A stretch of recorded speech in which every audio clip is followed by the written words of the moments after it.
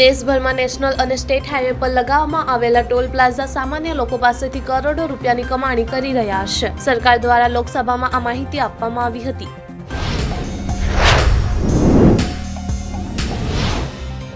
ગીર સોમનાથના જિલ્લાના સાસણગીરમાં એલસીબીની ટીમે એક 5 સ્ટાર રિસોર્ટમાં દરોડા પાડ્યા છે, જેમાંથી ઉત્તર ગુજરાત અને અમદાવાદના 55 શખ્સો જુગાર રમતા ઝડપાયા.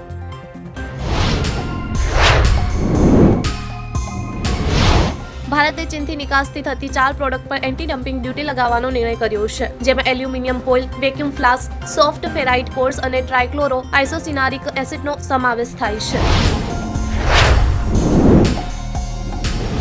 સરકારી નોકરીઓ માટે અરજી કરનારાઓ માટે એક મહત્વના સમાચાર સામે આવી રહ્યા છે. સરકાર તમામ સરકારી ભરતીઓના એકીકૃત નોકરી અરજી પોર્ટલ વિકસિત કરવાની દિશામાં કામ કરી રહી છે.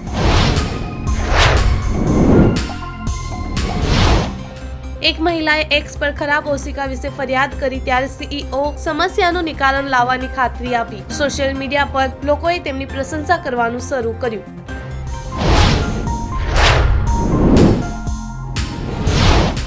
સ્ટેટ બેંક ઓફ ઇન્ડિયાની અમૃત વૃષ્ટિ ફિક્સ ડિપોઝિટ સ્કીમ 444 દિવસમાં પરિપક્વ થાય છે. આ એફડી સ્કીમમાં તમને દર વર્ષે 7.25% દરે વ્યાજ મળે છે. ભારતીય શેર બજારમાં સોમવારે તેજીનો દોર ચાલુ રહ્યો છે. એનએસઈ નિફ્ટીમાં 157 પોઈન્ટનો ઉછાળો નોંધાયો હતો. સેન્સેક્સમાં 551 પોઈન્ટનો ઉછાળો નોંધાયો.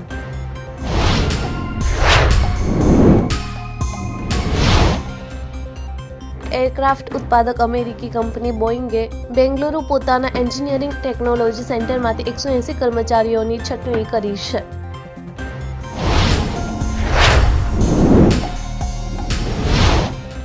છત્તીસગઢના બીજાપુર જિલ્લામાં રવિવારે કુલ 22 નક્સલીઓએ આત્મસમર્પણ કરી દીધું છે. અહીં ઉલ્લેખનીય છે કે ગુરુવારે બીજાપુરમાં સુરક્ષા દળો સાથે એન્કાઉન્ટરમાં 26 નક્સલીઓ માર્યા ગયા હતા.